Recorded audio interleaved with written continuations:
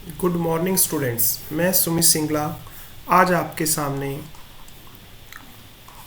Cost accounting का chapter 4 का एक टॉपिक EOQ डिस्कस कर रहा हूँ। यहाँ पर EOQ का मतलब है इकोनॉमिक ऑर्डर क्वांटिटी। जैसा कि इसके नाम से समझ आ रहा है, इकोनॉमिक का मतलब क्या होता है, मिनिमम। क्वांटिटी का मतलब हमें पता है। तो एक बार में टोटल एनुअल रिक्वायरमेंट का कितना हिस्सा मंगवाया जाए। फॉर एग्जाम्पल, यदि मुझे ईयर में जो टोटल रिक्वायरमेंट है वो 20,000 यूनिट्स की है और एक बार में मैं 5,000 यूनिट्स मंगवाता हूँ, तो जो ये 5,000 है ये मेरा EOQ कहलाएगा, इकोनॉमिक ऑर्डर क्वांटिटी कहलाएगा। यानी कि पूरे साल में अगर मेरी 20,000 यूनिट की कंजम्पशन है तो उसे मैं किस किस लॉट में मंगवा रहा हूँ। तो एक बारी में जितना माल मैं मंगवाऊँगा उसे हम क्या बोलेंगे, EOQ। यानी कि EOQ का जो पॉइंट हम डिस्कस कर रहे हैं उसमें सबसे इम्पॉर्टेंट बात है कि एक बार में हम कितनी क्वांटिटी मंगवा रहे हैं। ठीक है, क्योंकि मेरी जो टोटल इन्वेंट्री कॉस्ट है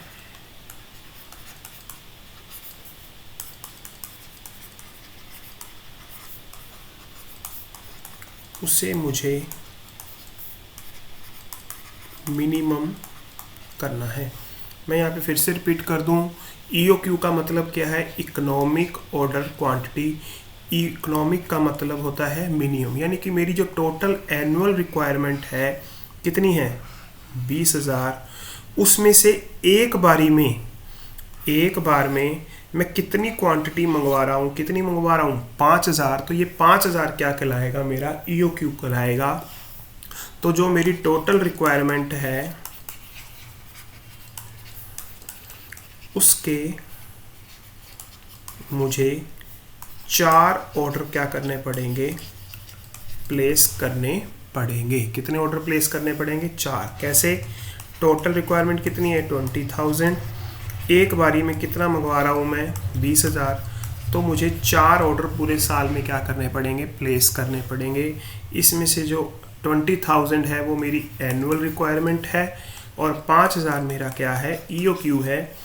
ठीक है, EOQ का मतलब एक ऑर्डर में मैं कितना माल डिमांड कर रहा हूँ। यहाँ तक आपको समझ आ गया होगा। अब हम डिस्कस करते हैं कि इस 5,000 को कैसे निकालेंगे। इसके लिए हमारे पास क्या है, एक फार्मूला है जिसे हम यहाँ पे समझेंगे, वो डिस्कस करते हैं कि EOQ में जो ये 5,000 यूनिट्स में जो निकाल रहा हूँ इसे मुझे कैसे फाइंड करना है।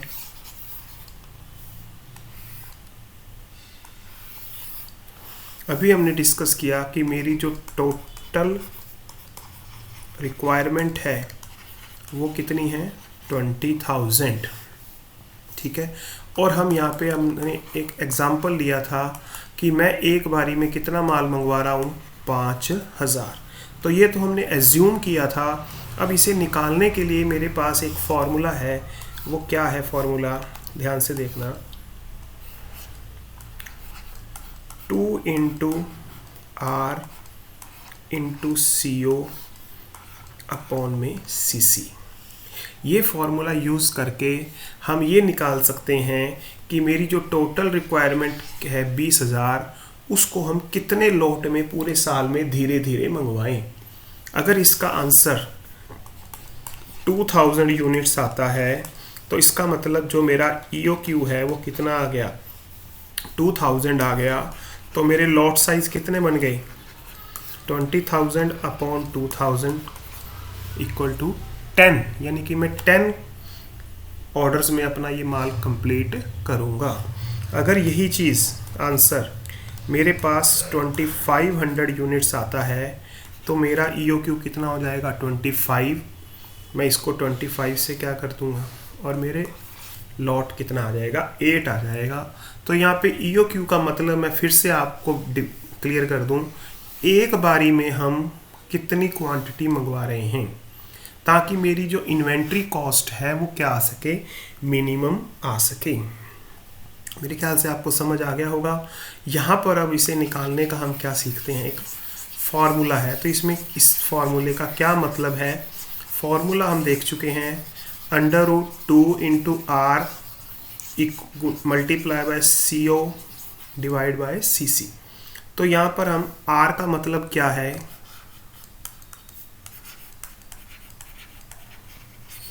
एनुअल रिक्वायरमेंट, CO का मतलब है पर ऑर्डर कॉस्ट, और CC का मतलब है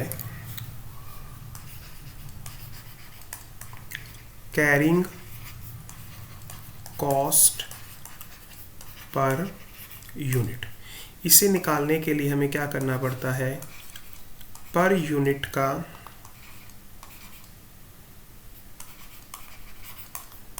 एक परसेंटेज होता है, गिवन होता है, उसे यूज़ करके हम क्या करते हैं, इसे फाइंड आउट करते हैं। तो एक तो हमें इस क्वेश्चन में ये निकालना होगा हर क्वेश्चन में। तो इसके लिए हमें क्या चाहिए, P चाहिए, एक पर यूनिट प्राइस। अगर आपके पास ये 4 चीज़ें हैं तो आप EOQ का फॉर्मूला लगाकर अपना क्वेश्चन सॉल्व कर सकते हैं। R का मतलब क्या है, एनुअली आपको कितनी क्वांटिटी चाहिए। CO का मतलब है एक ऑर्डर में कितना लगेगा। CC का मतलब कैरिंग कॉस्ट पर यूनिट, यानी कि उस माल को मैनेज करने के लिए आपकी पर यूनिट कॉस्ट क्या आएगी। यहाँ पर अब सबसे इम्पॉर्टेंट बात मैं आपको बता दूँ कि ये फार्मूला ईयरली बेस पे काम करता है, यानी कि मुझे एनुअल ही रिक्वायरमेंट चाहिए और कैरिंग कॉस्ट पर यूनिट भी क्या चाहिए, मुझे एनुअल चाहिए। अगर ये एनुअल नहीं दी हुई है तो इसे हम एनुअल में क्या करेंगे, कन्वर्ट कर लेंगे। अगर मंथली दी हुई है तो इसे हम 12 में कन्वर्ट कर मल्टीप्लाई कर लेंगे। अगर पर डे की दी हुई है तो हम इसे 365 से क्या कर देंगे, मल्टीप्लाई कर देंगे। तो उसके बाद हम आसानी से अपना क्या लगा सकते हैं, ये फार्मूला लगा सकते हैं, 2 into r into CO upon में CC। क्लियर। इसके साथ साथ जब हम इसके प्रैक्टिकल क्वेश्चन सॉल्व करेंगे तो इसके साथ साथ मुझे एक चीज़ और फाइंड करनी होगी जिसे हम बोलते हैं टोटल इन्वेंट्री कॉस्ट। तो इसका फॉर्मूला क्या है, ध्यान से देखेंगे हम। सबसे पहले मुझे क्या निकालनी होगी, परचेज कॉस्ट। इसका फॉर्मूला है एनुअल रिक्वायरमेंट इंटू P। ये क्या रहता है, R रहता है हमारा, क्या रहता है, एनुअल रिक्वायरमेंट को हम क्या बोल सकते हैं, R भी बोल सकते हैं। तो R इंटू P। दूसरा चीज़ मुझे क्या चाहिए, ऑर्डर कॉस्ट। ऑर्डर कॉस्ट क्या रहेगी हमारी, एनुअल रिक्वायरमेंट अपॉन में EOQ, एक बारी में हम कितना माल मंगा रहे हैं, और into CO carrying cost. Carrying cost निकालने का फॉर्मूला क्या होता है, हमें एक बार में जितना माल मंगा रहे हैं वही संभालना है। तो EOQ इंटू CC सारे के अपॉन में 2। अगर हम इस मेथड से EOQ निकालते हैं इस मेथड से क्या निकालते हैं बेटा, EOQ निकालते हैं। तो इसकी सबसे बड़ी प्रॉपर्टी है कि ये वाली जो कॉस्ट है और ये वाली कॉस्ट हमेशा क्या रहेगी, इक्वल। यानी कि जो आपकी ऑर्डर कॉस्ट है और CC कॉस्ट है वो हमेशा क्या रहेगी, इक्वल रहेगी। अगर हम इस तरीके से यूज़ करके हम अपना क्या निकाल रहे हैं, EOQ निकाल रहे हैं। तो अगर आपने EOQ का चैप्टर करना है तो उसके लिए आपको ये दोनों फॉर्मूले आने चाहिए, एक तो टोटल इन्वेंट्री कॉस्ट निकालने वाला और एक ये EOQ का। आई होप सो आपको ये सारे पॉइंट समझ आ गए होंगे। तो हम इसके कुछ प्रैक्टिकल क्वेश्चन सॉल्व करके देखते हैं। बेटा ध्यान से देखना, मैं यहाँ पे फिर से आपसे बात कर रहा हूँ कि मैं यहाँ पे साहित्य भवन पब्लिकेशन की बुक यूज़ कर रहा हूँ।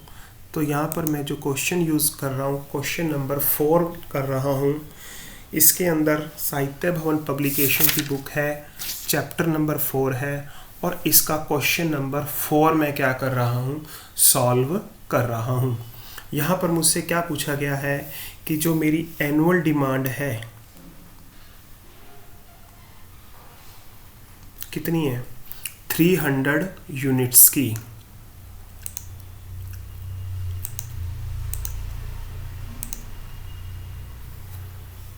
चलें, तो R मेरा यहाँ पर कितना हो गया, 300 यूनिट्स का। सेकंड मुझसे कहा गया है कि जो मेरी पर यूनिट कॉस्ट है वो कितनी है, 6 रुपीज़ है। तो यानी कि P जो है मेरा 6 रुपीज़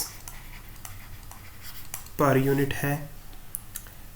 इन्वेंट्री कैरिंग कॉस्ट जो है मेरी वो कितने परसेंट है, 25।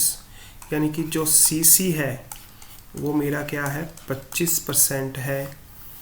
और ऑर्डर कॉस्ट जो CO है मेरे पास वो है 100।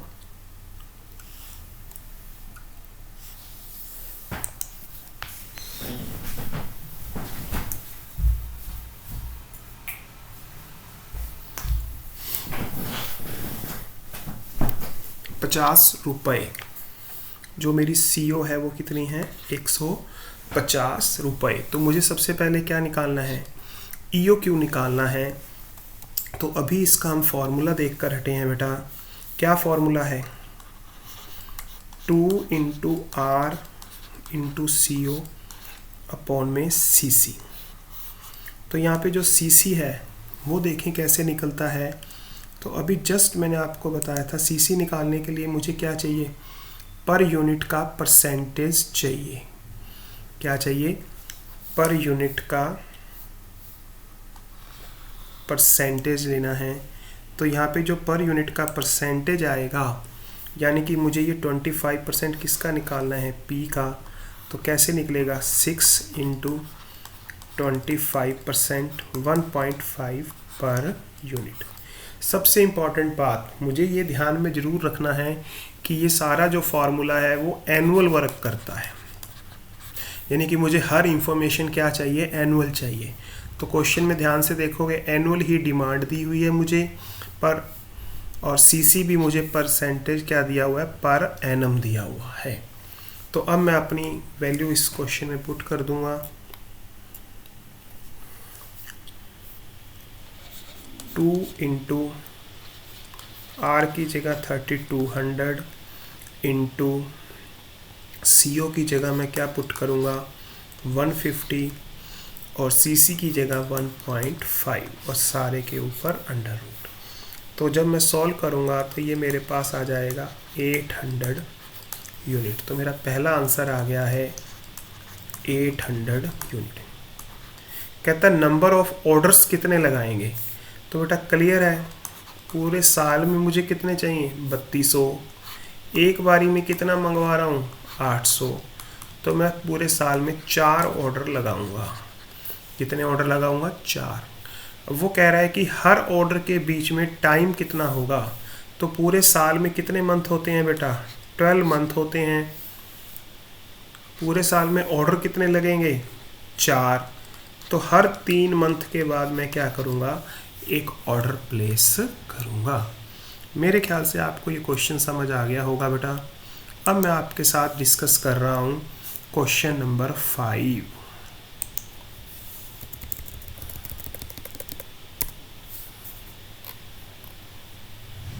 फिर से रिपीट कर दूं, ये सभी क्वेश्चन मैंने साहित्य भवन पब्लिकेशन की बुक में से लिए हैं बेटा।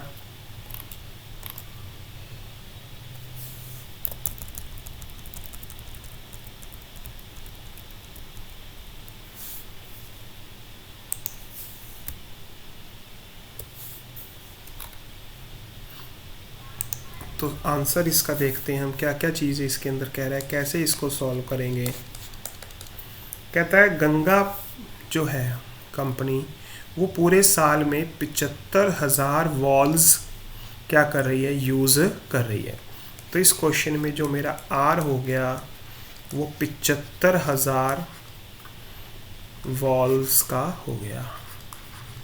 कहता है पर मंथ हम 6,250 वॉल्स यूज़ कर रहे हैं, तो इसको 12 से मल्टीप्लाई करेंगे तो मेरा आंसर आ जाएगा 75,000। कहता एक वॉल्व यानी कि P की कॉस्ट है 1.50 पर यूनिट, जो मेरी कैरिंग कॉस्ट है वो 20% है, जो किसका होने वाली है, P का। तो 150 का मैं क्या निकाल दूंगा, 20%, जो मेरे पास 30 पैसे आ जाएगा। इसके अलावा कहता है जो CO है वो है 18 रुपीज़ पर ऑर्डर, यानी कि अगर आप एक बारी में ऑर्डर प्लेस कर रहे हो तो आपकी जो कॉस्ट आने वाली है वो 18 रुपये पर यूनिट आने वाली है। मेरे ख्याल से आपको ये क्वेश्चन समझ आ गया होगा। अब हम अपना अगला क्वेश्चन, अब हम इसको सॉल्व करते हैं।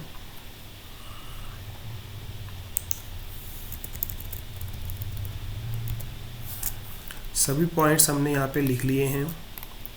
तो अब मुझे इसे क्वेश्चन को सॉल्व करने के लिए क्या चाहिए, EOQ निकालना है। और EOQ का मेरे पास क्या फॉर्मूला है, ध्यान से देखो। इसने सबसे पहली रिक्वायरमेंट क्या पूछी है, to find the most economic order quantity and frequency of the order. तो इसका फॉर्मूला है 2 × R × ठीक है जी, 2 की जगह 2 आ जाएगा, R की जगह मेरा 75,000 आ जाएगा, CO की जगह मेरा 18 आ जाएगा और CC की जगह 0.30 आ जाएगा। तो जब हम इसको सॉल्व करेंगे तो मेरे पास आ जाएगा 3000 यूनिट्स। तो मेरा EOQ कितना हो गया, 3000 यूनिट्स।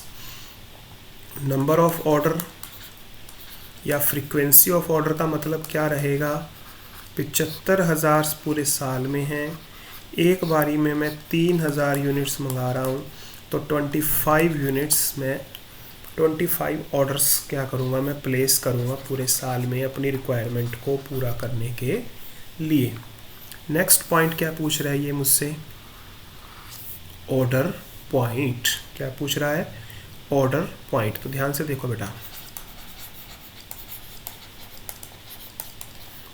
एक वो कहता है कि ऑर्डर पॉइंट बताओ, तो इसके लिए हम इस लाइन को उठाएंगे। वो कहता है कि डिलीवरी आने में मेरे पास 45 डेज़ लगते हैं। कितने डेज़ लगते हैं, 45 डेज़। 45 डेज़ का मतलब क्या है, 1.5 मंथ, 1.5 मंथ, यानी कि 1.5 मंथ यानी कि 1.5 मंथ में मेरे पास क्या आता है, माल आता है। अगर मैं आज ऑर्डर प्लेस करूं तो मेरे पास ऑर्डर आने में 1.5 मंथ लग जाएगा, तो मुझे 1.5 मंथ का स्टॉक रखना पड़ेगा। और मंथली मेरी कंजम्पशन कितनी है, 6250। तो मैं 6250 को 1.5 से मल्टीप्लाई कर दूंगा, तो 9375 का मुझे स्टॉक रखना पड़ेगा, क्योंकि जब तक माल आएगा तब तक ये स्टॉक से मैं अपना काम चलाऊंगा। फिर कहता है 3250 मैं अपने सेफ्टी के लिए रखता हूँ कि किसी कारण से अगर ऑर्डर लेट हो जाए तो मेरा काम ना रुके, तो ये हम इसमें ऐड कर देंगे। तो 12,625 यूनिट्स आपको अपने स्टॉक में रखने पड़ेंगे। तो जब आपके स्टॉक में 12,625 रह जाएंगे यूनिट्स, कितने यूनिट्स रह जाएंगे? 12,625 यूनिट्स रह जाएंगे, तो उस टाइम आपको क्या करना पड़ेगा? ऑर्डर प्लेस करना ही पड़ेगा। थर्ड पॉइंट वो मुझसे इस क्वेश्चन में पूछ रहा है कि अगर मैं ये प्राइस जो है, ये वाला जो प्राइस है 150, अगर मैं इसे 450 कर दूं तो मेरे आंसर पे क्या फ़र्क पड़ेगा EOQ पे? तो बेटा जैसे ही मैं इसको 450 करूँगा तो मेरी ये वाली जो कैरिंग कॉस्ट है वो क्या हो जाएगी? चेंज हो जाएगी, और ये चेंज होके मेरे पास कितनी आ जाएगी? 90 पैसे आ जाएगी। तो जो मेरा ये फॉर्मूला है इसमें वैल्यू चेंज हो जाएगी। यहाँ 0.30 की जगह मैं क्या पुट करूँगा? 0.90, और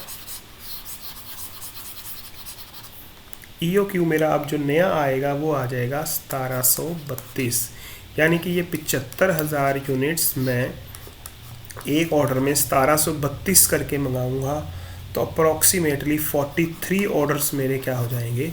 लग जाएंगे इसे पूरा करने में। आई होप सो आपको ये क्वेश्चन समझ आ गया होगा। अब मैं आपके साथ डिस्कस कर रहा हूँ क्वेश्चन नंबर 6। ध्यान से देखेंगे, इसमें हम अपनी इन्वेंट्री कॉस्ट भी निकालेंगे टोटल।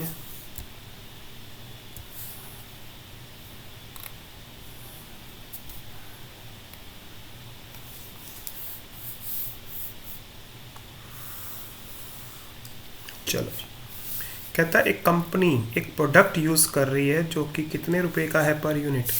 10 रुपीज़ पर यूनिट है, यानी कि RP, CO और CC चाहिए मुझे इसे सॉल्व करने के लिए।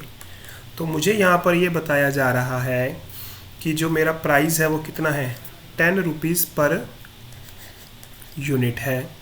जो कैरिंग कॉस्ट है मेरी 10% है, तो ये P का निकलेगी 10%।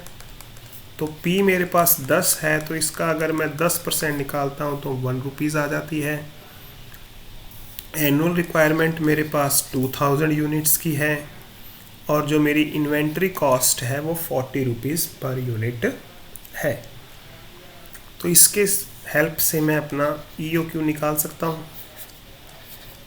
2 × R, 2 × 2000, CO की जगह 40 और इसकी 1, सारे का अंडर रूट। तो जब हम इसको सॉल्व करेंगे तो ये 400 यूनिट्स आ जाएगा। ठीक है जी। अब इसने मुझसे कुछ कंपेयर करने को बोला है। क्या कंपेयर करने को बोला है? ध्यान से देखना। कह रहा है कि मैनेजर ने एक प्रपोजल दिया है कि मेरे लिए क्या प्रॉफिटेबल होगा कि अगर मैं ये सारा माल सिंगल ऑर्डर में मंगवाऊं। ठीक है जी। अभी मैं किस ऑर्डर में मंगवा रहा हूँ? 400 यूनिट्स। तो पहले मैं इसकी इन्वेंट्री कॉस्ट निकालता हूँ। इसके लिए मुझे क्या चाहिए? मेरी एनुअल रिक्वायरमेंट कितनी है? 2000। अब मैं कितना माल मंगवा रहा हूँ एक ऑर्डर में? 400। कैरी ऑर्डर कॉस्ट कितनी है? 40। प्राइस कितना है? 10। और CC जो है वो 10 का 10% यानी कि 1 है। तो मेरी जो इन्वेंट्री कॉस्ट है वो कैसे निकालेंगे? अभी हमने फॉर्मूला देखा था, जस्ट ये वाला जो फॉर्मूला है हमारा इन्वेंट्री कॉस्ट निकालने का, अब हम ये वाला यूज़ करेंगे। तो ये फार्मूला कैसे यूज़ होगा ध्यान से देखेंगे। परचेज कॉस्ट के लिए मुझे क्या चाहिए? R × P। R कितना है? 2000। P कितना है? 10। तो ये कितना आ गया? 20,000 रुपीज़। ऑर्डर कॉस्ट के लिए क्या करना है? R/ में EOQ × CO। R कितना है? 2000।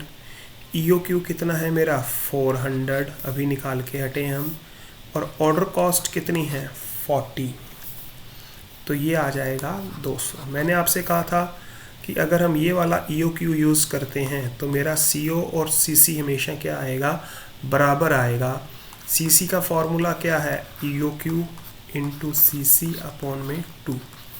EOQ की जगह हम क्या पुट करेंगे, 400। CC कितना है मेरा, 1 और अपॉन में 2। तो आपका ये हमेशा क्या आएगा, इक्वल आएगा। तो यहाँ पर जो मेरी टोटल कॉस्ट आ रही है 20,400 आ रही है। बट मुझसे ये पूछा जा रहा है कि R तो आपका क्या रहे, 2000, बट जो आपका EOQ है 400 की बजाय अगर आप एक ही बारी में सारा माल इकट्ठा मंगवाते हैं, यानी कि आप 400 ना करके एक ही ऑर्डर में अगर आप सारा माल मंगवाते हैं सिंगल ऑर्डर में, तो आपका जो प्राइस है 10 रुपीज़, उस पे मैं आपको 2% क्या दे दूंगा, डिस्काउंट दे दूंगा। तो इसमें से हम 2% क्या कर देंगे, लेस। तो जो प्राइस है वो 9 रुपये 80 पैसे बनेगा। CO मेरा कितना रहेगा, 40 रहेगा। हाँ, CC जो है वो P का परसेंटेज होता है, तो जो P है मेरा वो इस बार 9.80 है और इसका 10% निकालेंगे तो 0.98 आएगा। फिर से मुझे ये तीनों ही कॉस्ट निकालनी है, परचेज कॉस्ट, ऑर्डर कॉस्ट और कैरिंग कॉस्ट। तो परचेज कॉस्ट के लिए मुझे R इंटू P चाहिए। R कितना है, 2000। P इस बार 0.98 बनेगा, सॉरी, P मेरा क्या है, 9.8। तो ये आ जाएगा 19,600। ऑर्डर कॉस्ट R अपॉन में EOQ इंटू CO 2000। अब मेरा EOQ भी कितना है, 2000, और एक ऑर्डर की कॉस्ट कितनी है, 40। तो यहाँ पे ये अज्यूम रहता है कि एक ऑर्डर में आप जितना मर्जी माल मंगवाएं आपकी ऑर्डर कॉस्ट एक ही लगेगी। CC के लिए मुझे क्या फॉर्मूला है, EOQ की जगह क्या पुट करेंगे अब, 2000, 0.98 कैरिंग कॉस्ट अपॉन में 2, ये आ जाएगा 980 रुपये। तो इनका जब हम टोटल कर देंगे तो 20,620 रुपये आएगा। तो यहाँ पे क्लियर हो गया कि मुझे यहाँ पर कॉस्ट क्या है, मिनिमम है। यहाँ कॉस्ट क्या आ रही है, 120 रुपये ज़्यादा आ रही है। तो मैं जो उसका जो ऑफ़र है वो रिजेक्ट कर दूँगा।